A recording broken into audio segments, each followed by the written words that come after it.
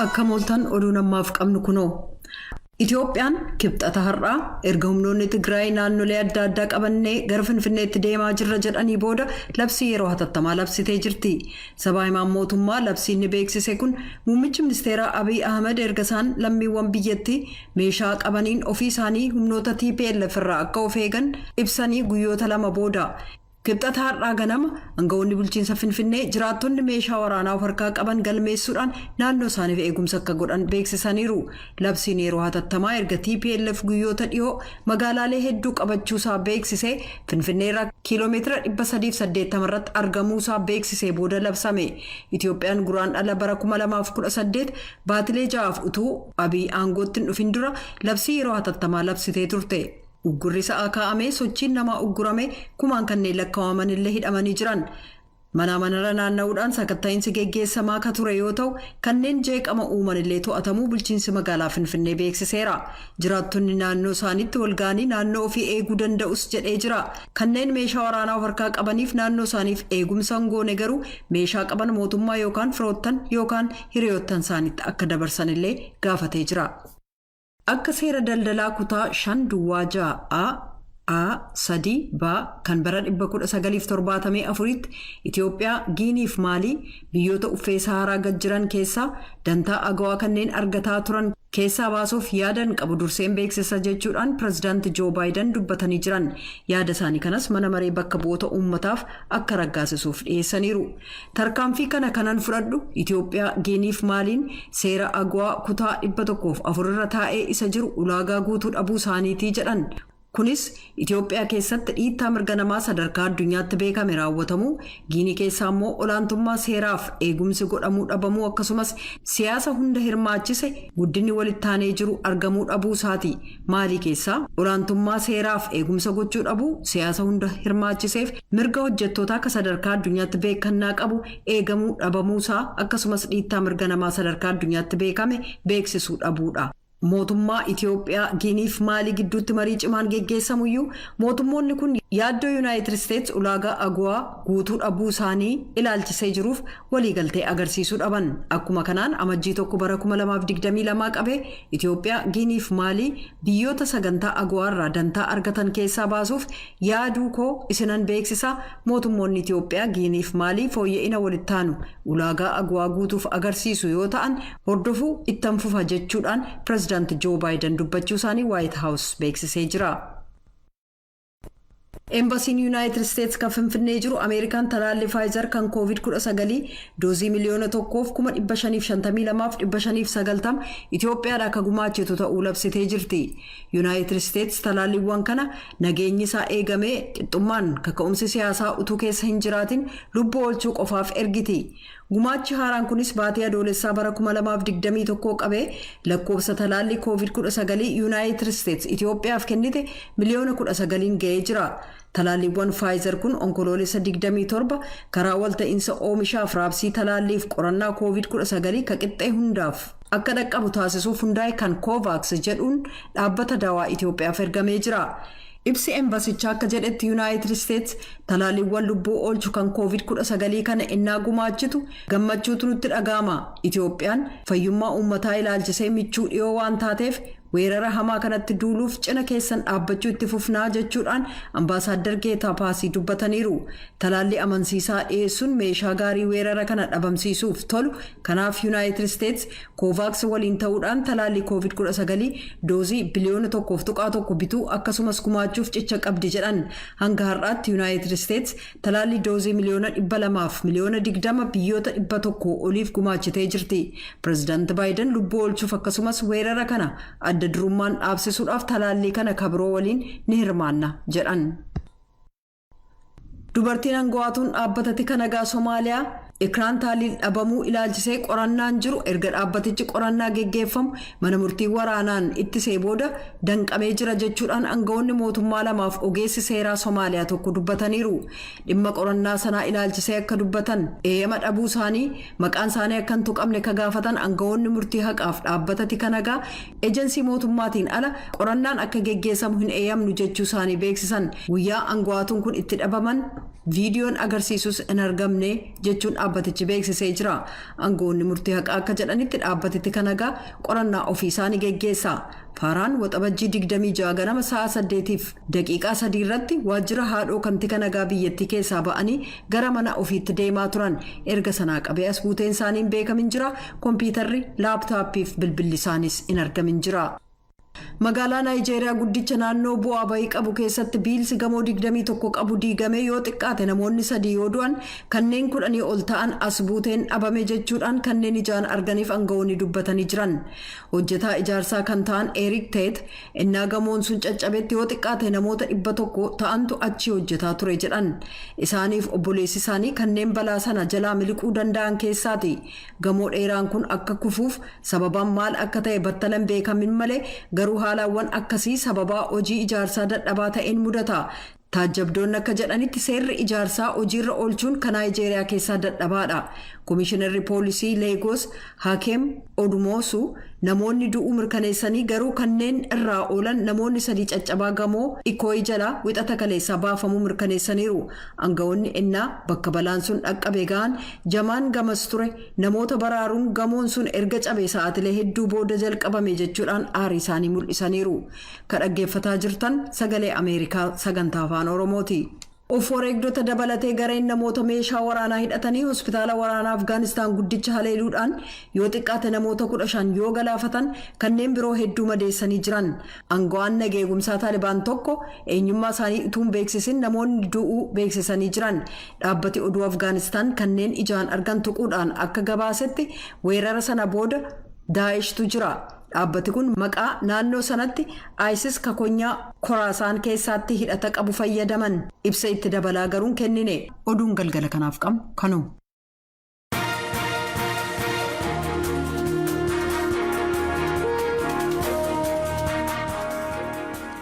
Kan hordofaa jirtanii sagalee Ameerikaa sagantaa afaan Oromooti. Oduudhaa fi tuujubee galateeffachaa amma immoo gara gabaasaalee keenyaafanitti ceenaa nu wajjin tura.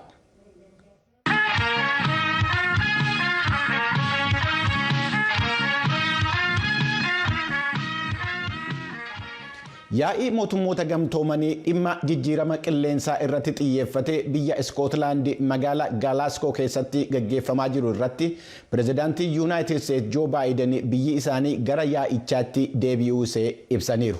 Akkuma kanaan pirezidaantiin duraanii Doonaald Tiraamp tarkaanfii fudhatanii turanii fi dhiifama gaafachuu isaaniis ibsaniiru. Jaallanneen dhimma kanarratti gabaasa qopheessite qabdi. Walgahii tokkummaan mootummootaa waa'ee qilleensa naannoo irratti Glasgow Scotland keessatti gaggeeffamaa jiru irratti baandiin uffata aadaa biyya Scotland uffatanii mormaa ol immoo fakkii hoogganoota addunyaa kaa'atan agarsiisannaa dhiyeessan qabsaa'onni waa'ee qilleensa naannoo calliinsaan ilaalaa turan. Biyyoonni dureeyyiin kanneen faalama qilleensaa hordofsiisan gama hanqisuun hatattamaan tarkaanfiin fudhannee jedhan. Hojii gaggeessaa waliigalaa kan Oxfam Daanis Siriskaandiraa akka jedhanitti. There they are in a hot air band in Glasgow. What we need is action. Kunoo baandii hot air jedhamu kan Glasgow ilaalaa jiran kan nuti barbaannus tarkaanfiin akka fudhatamudha jedhan. Pirezidaantiin United States Joe Bidenis isuma kana waadaa seenan. We'll demonstrate to the world the United States is not only back at the table but hopefully leading by the power of our example. United States deeggarsa ishee laattu marii gaggeeffamu irratti qofa otoo hin taane humna qabduun fakkeenya qooda hooggansaa gama hojiin akka qabaattu addunyaatti agarsiifnaa jedhan. United States bara bulchiinsa Trump marii waa'ee jijjiirama qilleensa addunyaa irratti hirmaachuu dhabuu isheef gadduu isaanii Biden ibsanii jiru. We apologize for the fact the United States, the last administration pulled out of the Paris Accords and put us sort of behind the eight ball. Bulchiinsi United States inni darbe waliigaltee Paariis keessaa ba'uusaaf dhiifaman gaafadhaa akka jedhan Biden kanaaf jecha booddeetti hafnee jirraa jedhaniiru. Faalamni qilleensaa akka hamaatti kan isaan miidhe biyyoonni guddataa jiran biyyoonni dureeyyiin faalama qilleensaa dhabamsiisuuf gargaarsa maallaqaa kennuuf waadaa seenan kan waggaatti $100 biliyoona kennuusan akka hojiirra oolchan barbaadu. Waggaa 3 booda jechuun bara 2024tti waggaan doolaara biliyoona 3 kennuuf ka jiran ta'uu kan ibsan Baayiden kunis faalama qilleensaa dhabamsiisuuf kan oolu ta'uu ibsaniiru. Garuu kana gochuu danda'u yoo ta'e hin beekamin jira. Waaltaa Strategic and International Studies jedhamurraa Rachel Elehus akka jedhanitti. I'm unclear whether he has this, is the backing of Congress to provide assistance to developing countries in meeting climate goals. Biyyoonni guddataa jiran faalama qilleensaa dhabamsiisuuf kaayyoon lafa kaa'atan fiixaan baasuuf Baayiden maallaqa jedhan kana kennuuf deeggarsa koongirasaa ni argatu yoo ta'e anaaf ifa mitii jedhaniiru. Walgahii kana cinatti Pireezidaant Baayiden gita isaanii kan Indooneeshiyaa Jooko Widodo waliin kan dubbatan yoo ta'u dhiibbaa Chaayinaan geessistu lafti itti dabalaa jiru Indooneeshiyaa ta'uun beekamaadha. Hoogganaan Indooneeshiyaa kun baatii dhufu jechuun muddee keessa pireezidaantummaa biyyootii dureeyyii G20 jedhamanii Xaaliyaanii harkaa fudhachuuf jiru.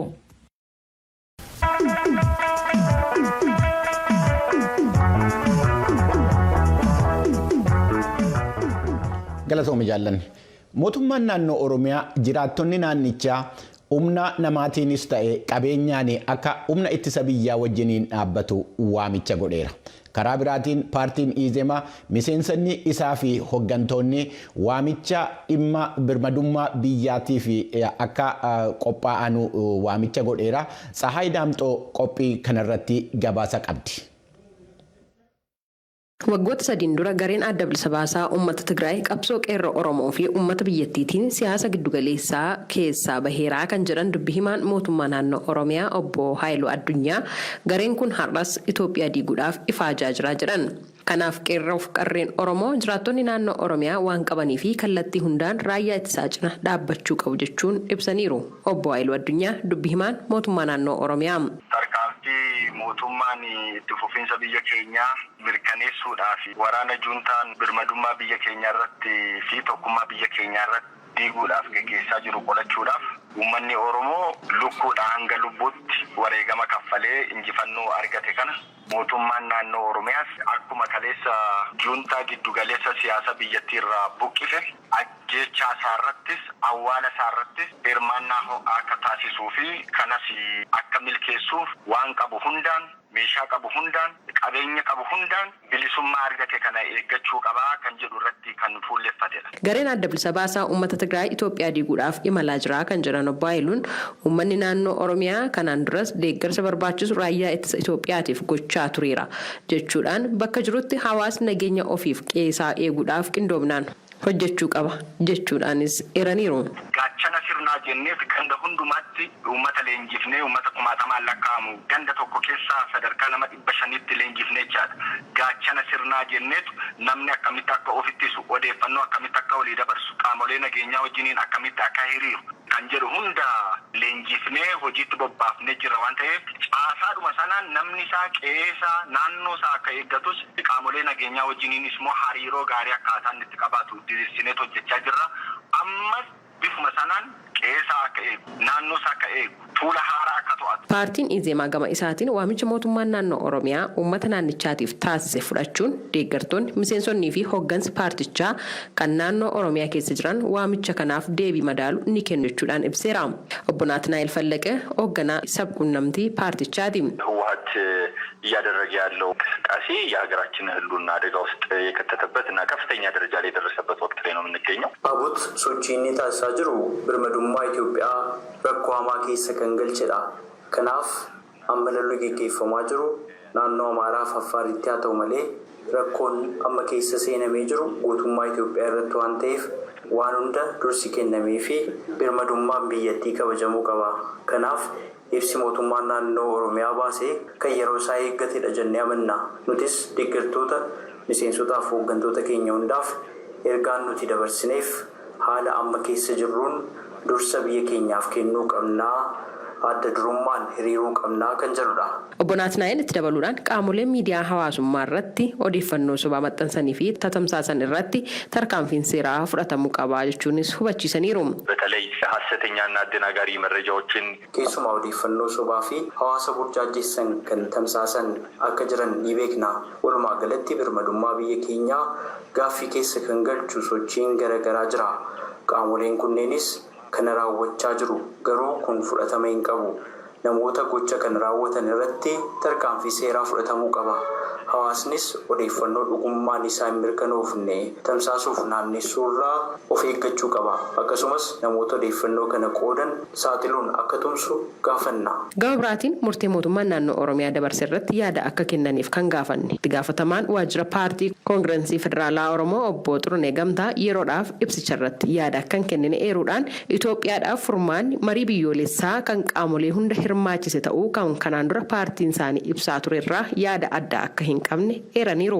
Gabaasa sagalee Ameerikaatiif Tsahayi Daamxoo Finfinneerraa.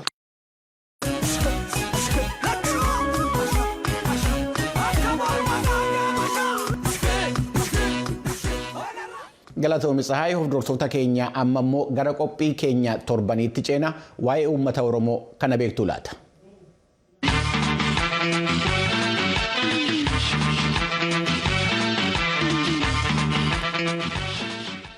Uffanni aadaa Oromoo dhiyeenya kana heddummamaan baratamaa deemaa jira.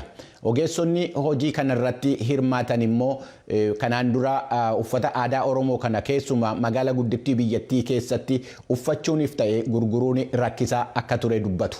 Uffanni kun babal'achaa adeemu malee garuu ammas qorannoo irratti hundaa'ee waan hojjetamaa hin jirree fi rakkina qabaa jechaa jiru. Biiroon aadaa fi turizimii Oromoo immoo Oromiyaa dhimma kana irratti fala qabaa jechaa jira. Daawiti Galmoo gabaasa itti aanu qopheesseera.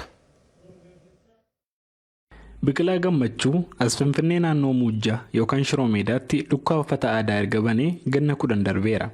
Duraan hojii kana asitti hojjechuun ulfaataa ture jedha. Akkamma haala amma keessa irra fudhatama bal'aa argatee uffannaa yookaan immoo uffata uffatanii mana mootummaatti hin galanii illee amma ta'ee kanaati miti. Hojii gootettee yookaan immoo kana uummatni dhugumaan irraa bitattee yookaan irraa fudhatee boorittiin biizinesa keessa galattee waa yaadduun ture jechuudha hojiin kun. Uffachuu kana tolallee kennineera nama barsiisuuf. Yeroo sana gaa uummata waggaa uffatee ba'u uummata huccuu kana uffatee gadi ba'utti huccuu aadaa Oromoo uffattee yookaan immoo ulee abbaa bokkuu kana qabattee as karaa kanarra deemuurra waraabessa guyyaa saafaa saggootti baattee magaalaa kana keessa yoo deemte hin salphata. Kun dhiibbaa ture yeroo sana jechuudha. Amma ayyaana Irreechaa cidhaa fi ta'eewwan adda addaa irratti uffati aadaa Oromoo baratamaa dhufee jira. Biqilaan kana yeroon argu gammachuu guddaatu natti dhaga'amaa jedha. Dhugaa jiru sitti muudhaa fi baay'ee gammachuu daangaa hin qabnetu nutti dhaga'ama. Maaliif dhiibbaan kaleessa dheengaddaa dhimma aadaa kana nurra ture baay'eedha. Yeroon isin jedhu itti reebamne, itti rukutamne, itti madoofne har'a galuu garuu sadarkaa kanarra ga'ee ija keetii waan itti dadhabde tokko waggaa argitu gammachuun isaa dhuguma sitti muuf si boossisa. Malee gammachuu akkasumaan ibsitee darbituutii miti jechuudha. Biqilaan ammas dhiyeessi uffata aadaa Oromoo hanqina hedduu qabaa jedha. Isaan keessaa tokko meeshaan dhiyeessa uffataadhaaf qophaa'u dhabamuu darbees nama duudhaa saba kanaa beekuun qophaa'uu dhabuun rakkoodha jedha. Inni biraa immoo dugda duuba qorannoo uffata aadaa godinaaleeti. Dudduubeensaa ammallee karaa gama warra huccuu aadaa hojjetaniin illee gama aadaaf turizimii Oromiyaan illee hin hafata hin barbaachisas. Yoollee nuti warri dhimma hojii kanaatti bobbaane deemnee wanta kana qayyabachuullee hin dadhabna ta'e warri aadaaf turizimii illee nu cina dhaabbatanii meeshaan arsiin dur itti fayyadamu kana fakkaata. Fakkeenyaaf amma arsiin kun amma xuunxoota argitu kun baay'ee isaa arsii fayyadama. Boraatiin tan argitu kun muka duwwaadha. Kun amma naannoo Karrayyuutti baay'ee beekamaadha boraatiin. Kun amma chumarraa dhufeetu itti nama fayyadamaa irra malee gama aadaaf turizimii iddoo kun hundumtu arsiin akka itti fayyadamaa ture, Wallagga akka itti fayyadamaa ture, Shawaa keessa waan akkasii ture, Harar waan akkasii qodaa akkas jedhamu qabata kanatti aannan unata jedhamee odoo lafa kaa'ame dhaloota ta'anu dhaloota nu booddee jiraniif ergaa guddaa ta'a. Dargaggoo Obsaa Caalaa jiraataa magaalaa Bishooftuuti. Innis hojii uffata aadaa Oromootti erga seenee ganna 2 darbeeraa jedhe. Hir'ina hojii kana irratti argesi akkasittiin dubbata. Waan ammayyeessuudhaaf jedhame boca isaa sanarraa fudhatameet boca isaa ilillaan hojjetama. Ilillaan akkuma kana dura siin jedhee mallattoo wal hormaataa dubartiiti. Kuni bokkuudha miti. Bokkuun kun yoo ilaalte amma inni kun qaama wal hormaataa dhiirata. Bokkuu dhiira qabata malee dubartiin hin qabattu. Akkasumatti dhiirris mallattoo saalaa dubartii sanaa uffataan hodhisiifate yeroo deemu argita. Waan hin godhamne jechuudha. Sun immoo safuu cabsuudha jechuudha. Warra uffatu caalaa sana kan safuu cabsaa jiru warra uffata sana hojjetu. Obbo Mootummaa Asaffaa Waajjira Aadaa fi Turizimii Oromiyaatti Direektarii Direektoreetii Misooma Industirii Aadaa fi Aartiiti. Dursa Biiroon Aadaa fi Turizimii dhimma uffata aadaa kana gabbisuudhaa fi dhaabbata takka hundeesseera jedhu. Dhaabbata oomishaa fi gurgurtaa meeshaalee aadaa kan jedhamudha. Biiroon keenyi damee qorannoo aadaa irratti kan adeemsisu jira. Isaan immoo dhimma kana addaan baasanii isa kamtu isa kamirratti akka sirriitti hojjechaa jiruuf akka hin jirre kan ittiin cheek godhan mekaanizimiin hin jira. Akkuma barbaadetti akka kanaan dura akkan oomishamu otoo hin ta'in akkuma godinaalee aadaa keenya akka kan Harargee, kan Gujii, kan Booranaa, kan Arsii, kan Wallaggaa, kan Shawaa dabalataan kan Walloollee yoo ta'e isaan kana bu'uurri kalara isaanii maal fakkaata? Meeshaan ittiin oomishamu maal fakkaata? Yeroo kamiif akkamitti oomishamu? Erga oomishamanii booddee immoo tajaajila maaliif hojjetamu kan jedhu sana addaan baasee qorateetu inni kun garuu akkuma jirutti isuma duraa sana qofaa otoo hin ta'in bu'uura isaa otoo hin gadhiisiin gara fuulduraatti haala inni biizinasii keessa galee guddachaa deemuudhaanii fi akkasumas immoo sona uummata keenyaa ittiin ibsuu danda'uutiin dhimma kana gara fuulduraatti akka raawwatamu kan raawwachiisuu fi raawwachaa kan hojiirra oolchu ta'uu isaati. Kunis immoo kanaaf fala kan kaa'u ta'uu isaati dhaabbanni hundeeffamu kun. Akka obbo Mootummaatti gamoon ijaarsa dhaabbata oomishaa fi gurgurtaa meeshaalee aadaa Oromiyaa Finfinneetti ijaaramaa jiru ganna 2 keessatti xumurama. Dabalataan dhaabbatichi maamiltoonni haala salphaan uffata aadaa Oromoo argachuu kan dandeessudha jechaan dubbatanii jiru. Gabaasa Sagalee Ameerikaaf Galmoo Daawit Finfinnee.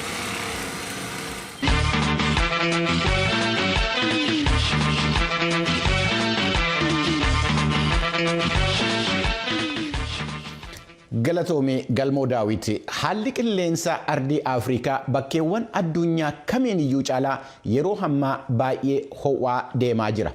Ho'i kun immoo akka rakkina guddaa hin fidin dhaabuudhaa fi gargaarsi maallaqaa fi teeknooloojii akka barbaachisaa ta'e karaa adda addaatiin waamichi godhamaa jira.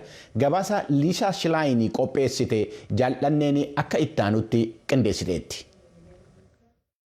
Ardiin Afrikaa uummata addunyaa keessaa harki 17 kan keessa jiraatu yoo ta'u garuu haala faalama qilleensaa hordofsiisan gama hanqisuun itti gaafatama harka 4 qofa qabdi. Gabaasni bahee akka agarsiisutti rooba cabbii fi ho'i qilleensaa dabaluu fi haalli qilleensaa naannoo hamaa ta'uun rakkoolee jijjiirama qilleensaa irraa maddaniif addunyaa kan mudatan ta'us rakkoon kun Afrikaa keessatti irra deddeebi'ee haala jabaan kan mudatu ta'uun ibsameera. Barreessaa dureen jaarmayaa meetirooloojii addunyaa Peetaarii Taalas akka jedhanitti waggaa darbee balaa gurguddaa 700tu Afrikaa mudate. Isaan kana keessaa walakkaa caalaan lolaa bishaanii uumamaniin yoo ta'u 6 keessaa harki tokko balaa obomboleettii hamaa fi caamarraa mudatee jedhan. We have seen almost 100 million people who have suffered of food insecurity and they needed humanitarian assistance and the combined effects of conflicts, climate hazards, and especially this COVID-19, they have been contributing to the increase of 40% of food insecurity. Uummata miliyoona 100 ta'an kanneen wabii nyaataa dhabuun rakkatan kan argine yoo ta'u gargaarsa dhala namaatu isaan barbaachisa. Kana malees walitti bu'iinsaa fi faalama qilleensaa keessumaa dhukkuba COVID-19 walitti dabalamuun hanqina wabii nyaataa gara harka 40tti ol guddisee jedhan. Gabaasni dhaabbatoota hedduun haala qilleensa naannoo Afrikaa keessaa bara darbee jechuun 2020 keessaa ilaalchisuun jaarmiyaa meteoroloojii addunyaa waliin qindeessuun qopheessan kun koomishina gamtaa Afrikaa fi dhaabbatoota tokkummaa mootummoota adda addaa biraa gargaarsa argatee jira. Gabaasni ba'e akka jedhutti waggootii darban 30f kutaalee Afrikaa adda addaa keessatti ho'i qilleensaa argame isa waggootii 30 sana duraa keessa tureerra jabaadha. Waggoota darban 30 keessatti Afrikaan lafaa fi galaana irratti ho'i qabaataa turte walitti dabalamee kan addunyaa iddoo biraarra ariifataa ture jedha gabaasichi. Roobni heddummachuu fi lolaan bishaanii mudachuun fakkeenyaaf kutaa saahil sulula dhooqaa fi lafa gajjedhaa Kalahaarii keessatti mudatee jira. Yeroo wal fakkaataa keessatti qilleensi gogaan handaara galoo galaanaa Giinii fi iddoo biraa kan mudate yoo ta'u Madagaskar keessatti immoo caamni mudate rakkoo gargaarsa dhala namaa uumee jira. Taalaas akka dubbatanitti galaanni guutuunsaa dabalaa deemuun magaalaalee Afrikaa kanneen handaara galaanaa sodaatti uumee jira. Fakkeenyaaf magaalaa diinagdee kataate Lagos kan Naayijeeriyaa akkasumas waaltaalee maallaqaa kan Afrikaa sodaachisee jira. Gama kaaniin jijjiiramni qilleensaa Afrikaa bahaa keessaa cabbiin baqee akka dhabamu gochaa akka jiru Taalaas ibsanii itti fufuudhaanis. 3 African glaciers, Mount Kenya, Rwenzori and Kilimanjaro, and you can see that there has been major loss of the sea ice area and also sea ice mass, and if the current trends continue, we won't see any glaciers in Africa in 2040s. Iddoon Afrikaa keessatti kun itti ta'e tulluu Keeniyaa, Ruwenzorii fi Kilimanjaro irratti yoo ta'u galaanni cabbii qabaachaa turanis dhabamaa kuusaaleen cabbii turanis baqaa deeman jedhan. Haalli akkasii amma jiru itti fufnaan bara 2040tti jechuun waggoota 19 booda cabbii tokkoyyuu Afrikaa keessatti hin arginuu jedhaniiru. Gabaasa koomishinni gamtaa Afrikaa baase biyyoota Afrikaa kanneen uffee Saharaa gadii keessatti kana sirreessuuf doolaara biliyoona 30 hanga biliyoona 50 barbaada. Ta'us garuu waa gochuu dhiisanii taa'uun gatii kana caalaa nu baasisaa jedha gabaasni ba'e. Waggaa 9 booda jechuun bara 2030tti uummanni akkaan hiyyeeyyii ta'an miliyoona 100 fi miliyoonni 18 caamaa fi ho'a hamaarraa kan ka'e rakkachuuf jiru. Kana malees jedhan biyya ofii keessatti manaaf qe'ee gadhiisanii godaanuun akkasumas biyyaan ala baqaaf deemuun itti fufnaan bara 2050tti oomishni gada deemaa buluudhaan inumaa harka 3 akka gadi bu'u taasisaa jedha gabaasni ba'e.